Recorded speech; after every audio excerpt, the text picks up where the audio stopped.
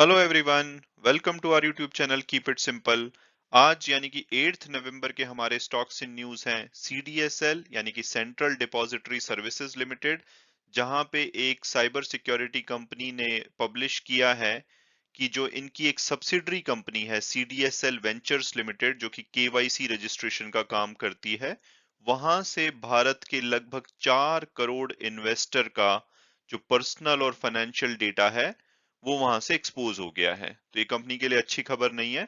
और दूसरी जो हमारी कंपनी न्यूज है डीवीज लेबोरेटरीज लिमिटेड, जिन्होंने की अपने सेकंड क्वार्टर के रिजल्ट डिक्लेयर किए हैं। तो हम इनके रिजल्ट के बारे में इस वीडियो में चर्चा करेंगे।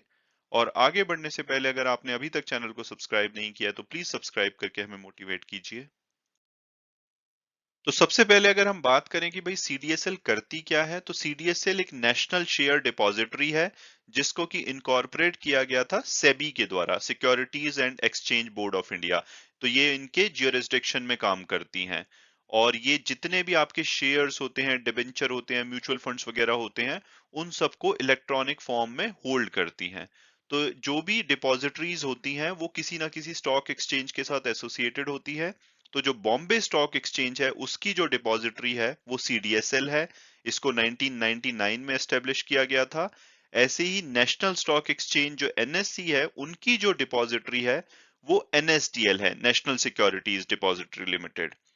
तो अगर इनके शेयर होल्डिंग की बात की जाए तो इसके जो प्रमोटर हैं वो बीएससी लिमिटेड है, उनका 20% स्टेक है। इसके अलावा म्यूचुअल फंड का 8%, फॉरेन इंस्टीट्यूट्स का 9% और बैंक्स वगैरह का 7% है। इसके अलावा 54% रिटेल और कुछ बड़े इंस्टीट्यूशनल इन्वेस्टर के पास है।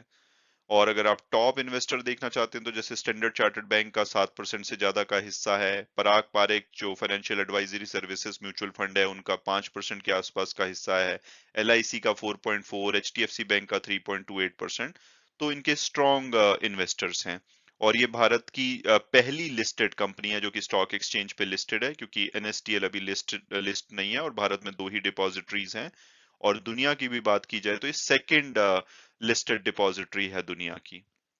और अगर हम इनके लेटेस्ट नंबर्स की बात करें जो कि इनके सेकंड क्वार्टर के फाइनेंशियल इन्होंने एक वीक पहले डिक्लेयर किए थे, तो इनकी जो इनकम है पिछले क्वार्टर के मुकाबले 27% बढ़ी है और इनका प्रॉफिट पिछले क्वार्टर के मुकाबले 34% बढ़ा है। और अगर हम इसको पिछले साल से कंपेयर करें तो जो इनकी इनकम है 63% बढ़ी है और इनका प्रॉफिट 76% बढ़ा है। तो अब आप शायद ये सोच रहे होंगे कि भाई ये कमाते कैसे हैं, आई मीन इनका प्रॉफिट कैसे होता है। तो जितने भी आपके ब्रोकर्स होते हैं, जैसे कि आप जीरोधा के साथ काम कर सकते हैं, आईसीआईसीआई डायरेक्ट के साथ या एचडीएफसी सिक्योरिटीज के साथ, वो उनको बोला जाता है डिपॉजिटरी पार्टिसिपेंट। वो किसी ना किसी डिपॉजिटरी के साथ अपने आप को रजिस्टर कराते हैं, जैसे कि जीरोधा सीडीएसएल के साथ रजिस्टर्ड है। उसके अलावा कुछ जो बड़े स्टेट बैंक ऑफ इंडिया जो है वो दोनों के साथ रजिस्टर्ड है। तो आप दोनों के साथ भी हो सकते हो, एक के साथ भी हो सकते हो। तो एक तो उनसे एनुअल मेंटेनेंस फीस वगैरह आती है। उसके अलावा आपने देखा होगा कि जब भी आप कभी कोई शेयर बेचते हो तो उसमें एक डिपॉजिटरी चार्जेस आपके बैंक अकाउंट से कटते हैं। 15 रुपए से 25 रुपए के आसपास होते हैं। जीरोधा 15-16 रुपए चार्ज करता है, लेकिन अगर कोई बैंक वगैरह है जैसे कि आईसीआईसीआई डायरेक्ट या एचडीएफसी सिक्योरिटी, आई थिंक वो थोड़ा ज्यादा चार्ज करते हैं। तो उसमें भी सीडीएसएल का कमीशन होता है। तो ये इनका रेवेन्यू मॉडल है। इसके अलावा जैसे इनकी सब्सिडरी है जो सीडीएसएल वेंचर्स लिमिटेड, वो केवाईसी रजिस्ट्रेशन का काम करती है, उनका 60% मार्केट शेयर है उसमें। तो उससे वो कमाते हैं। इस तरह से ही अगर कोई आईपीओ आता है, स्टॉक स्प्लिट होता है, तब इनका रोल होता है जिससे कि ये अपनी अर्निंग कमाते हैं। तो अब अगर हम बात करें लेटेस्ट डेवलपमेंट की, तो एक साइबर सिक्योरिटी कंसल्टेंसी स्टार्टअप है साइबर एक्स 9। उन्होंने रिपोर्ट किया है कि सीडीएसएल जो कंपनी है उसकी एक सब्सिडरी है सीडीएसएल वेंचर्स लिमिटेड, जो कि केवाईसी रजिस्टरिंग एजेंसी है। यानी कि जितना भी नो योर कस्टमर का रजिस्ट्रेशन होता है उसका ये काम करती है। वहां पे एक वल्नरेबिलिटी पाई गई है। वल्नरेबिलिटी मतलब एक ऐसी स्टेट होती है जिसमें कि आपको डैमेज किया जा सकता है या आपको अटैक किया जा सकता है। तो उन्होंने बताया कि वहां पे एक वल्नरेबिलिटी पाई गई है जिससे कि जो 4 करोड़ इंडियन इन्वेस्टर का डेटा है, पर्सनल और फाइनेंशियल डेटा, वो एक्सपोज हो गया है। और ऐसा पिछले 10 दिन में दूसरी बार पाया गया है।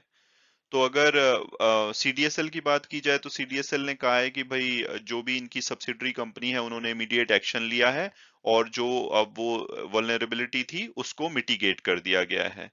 लेकिन साइबर एक्स का कहना है कि जो ये वल्नरेबिलिटी है सबसे पहले 19 अक्टूबर को रिपोर्ट की गई थी और इसको फिक्स करने में सीडीएसएल ने 7 दिन लगा दिए, जबकि ये इमीडिएटली फिक्स करी जा सकती थी। और उसके बाद उन्होंने बोला कि जब 7 दिन के बाद इन्होंने फिक्स कर दी, उन्होंने चेक किया, तब ये प्रॉब्लम नहीं थी, लेकिन कुछ ही दिन बाद यानी कि 29 अक्टूबर को दोबारा से उनकी टीम ने उसके ऊपर चेक किया और वो बहुत इजीली जो भी इन्होंने पैच किया था या फिक्स किया था उसको बाईपास कर पाए और उसको डेटा को एक्सपोज कर पाए। तो इनके हिसाब से अभी भी वो वल्नरेबिलिटी पूरी तरह से इन्होंने फिक्स नहीं करी है। और जो डेटा, जो पर्सनल और फाइनेंशियल डेटा है वो उसमें जैसे इन्वेस्टर का नाम है, फोन नंबर है, ईमेल एड्रेस है, पैन है, आपकी इनकम रेंज हो सकती है, father's name, date of birth, तो बहुत ही पर्सनल और फाइनेंशियल डेटा है जो कि आगे ये कंपनीज बेच सकती हैं, जो भी हैकर्स हैं। फिर आपको फोन्स आएंगे, ईमेल्स आएंगी और उसका और भी मिसयूज हो सकता है। हालांकि सीडीएसएल का यही कहना है कि भाई जो इनकी सब्सिडरी कंपनी है उन्होंने इमीडिएट एक्शन लिया है, उसको मिटिगेट कर दिया है और वो प्रोएक्टिवली काम कर रहे हैं कि ऐसा कोई पोटेंशियल सिक्योरिटी इशू फ्यूचर में ना आए। हालांकि साइबर एक्स 9 ने अपने ब्लॉग में कहा है कि भाई अभी हो सकता है कि ये डेटा ऑलरेडी जो भी अटैकर्स हैं उनके द्वारा चुरा लिया गया हो, और तो इस बात का एक ऑडिट होना चाहिए गवर्नमेंट के द्वारा। तो ये एक बैड न्यूज है कंपनी के लिए, हो सकता है कि आज इनका शेयर नेगेटिवली रिएक्ट करे।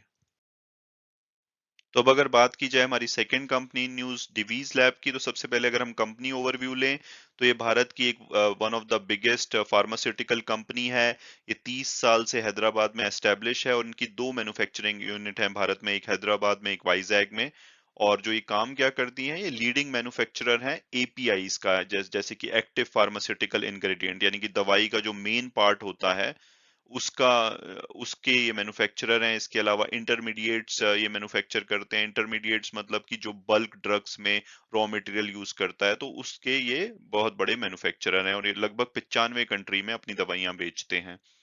और अभी पीछे इन्होंने ये जो दुनिया के टॉप 3 एपीआई मैन्युफैक्चर में इनको शामिल किया गया है। और इनके जो 17,000 हाईली ट्रेन्ड प्रोफेशनल एम्प्लॉइज हैं, इसके अलावा 500 साइंटिस्ट हैं जो कि डीवीज कंपनी में काम करते हैं और अपने कस्टमर के लिए प्रोडक्ट डेवलप करते हैं।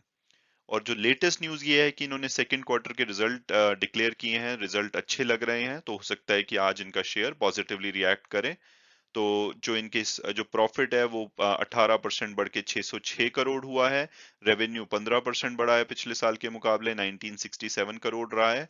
और जो इनका फॉरेक्स लॉस है, क्योंकि ये बहुत सारी फॉरेन कंपनीज के साथ डील करते हैं, वो पिछले साल 16 करोड़ था, पिछले साल सेम क्वार्टर में, जो कि अब घट के 7 करोड़ रह गया है। और कंपनी ने ये भी बोला है कि इनको कोविड 19 की वजह से कोई सिग्निफिकेंट इम्पैक्ट नहीं हुआ है इनके ऑपरेशन में या सप्लाई चेन में या किसी असेट में। तो ओवरऑल रिजल्ट अच्छे लगते हैं, तो हो सकता है कि आज ये पॉजिटिवली रिएक्ट करें। तो अब अगर बात की जाए इनके शेयर प्राइस की कि क्या डिवीज लैब का शेयर करंट प्राइस पे लेना चाहिए, तो सबसे पहले अगर हम पास्ट परफॉर्मेंस देखें, 3 साल में इन्होंने 247% की बहुत ही बढ़िया रिटर्न दी है। वो एक साल में लगभग 63% और पिछले 3 महीनों में भी 5% के आसपास की रिटर्न दी है। हालांकि पिछले एक महीने में ये लगभग फ्लैट रहा है। और अगर हम टिकर टेप के प्रिडिक्टिव एनालिसिस को देखें तो वो इसका एवरेज प्राइस 5500 के आसपास बताते हैं, हायर साइड पे 6200 और लोअर साइड पे 3375। और जो अभी लास्ट क्लोजिंग हुई है दिवाली वाले दिन वो 5208 पे हुई है, तो ये अभी बोला जा सकता है कि अपने एवरेज प्राइस से नीचे पे अवेलेबल है। और अगर इसके फंडामेंटल्स और पीयर्स एनालिसिस को देखा जाए तो एक लार्ज कैप कंपनी है। हालांकि पी और पीबी रेशो अगर आप देखेंगे तो इसका बहुत ही हाई साइड पे, तो मतलब कि इसका वैल्यूएशन अभी हाई है। हालांकि एक बड़ी फार्मा कंपनी है लेकिन वैल्यूएशन मुझे कंफर्ट नहीं देता है। लेकिन इनकी return on equity one of the best है, 21% से ज्यादा फार्मास्यूटिकल कंपनी जिसकी की रिटर्न हो। तो आप देखेंगे इनके पीयर्स की मैक्सिमम 13 से 17% के आसपास है। और डेट फ्री कंपनी है, प्रॉफिटेबल कंपनी है। तो अगर मेरी ओपिनियन पूछी जाए, मुझे थोड़ा इसका वैल्यूएशन अनकंफर्टेबल लगता है, तो मैं थोड़ा सा और अगर करेक्शन आए तो ज्यादा कंफर्टेबल होऊंगा। लेकिन अगर आपको कंपनी में भरोसा है तो आप यहां से लगभग 5 से 20% की रिटर्न के लिए एक साल में इसको खरीद सकते हैं, लेकिन इन माय पर्सनल ओपिनियन मुझे थोड़ा इसका वैल्यूएशन हाई लगता है, तो मैं इसको अभी थोड़ी सी ज्यादा करेक्शन पे लेना चाहूंगा। और अब अगर हम वापस सीडीएसएल पे आएं और उसके शेयर के बारे में बात करें, तो उन्होंने 3 साल में लगभग 500% की रिटर्न दी है, अनइमेजिनेबल। एक साल में 218% की, और पिछले 3 महीनों में 10% की। तो आप ये देखेंगे कि चाहे शॉर्ट टर्म हो या लॉन्ग टर्म हो, इन्होंने बहुत ही जबरदस्त रिटर्न्स दी हैं पिछले कुछ समय से।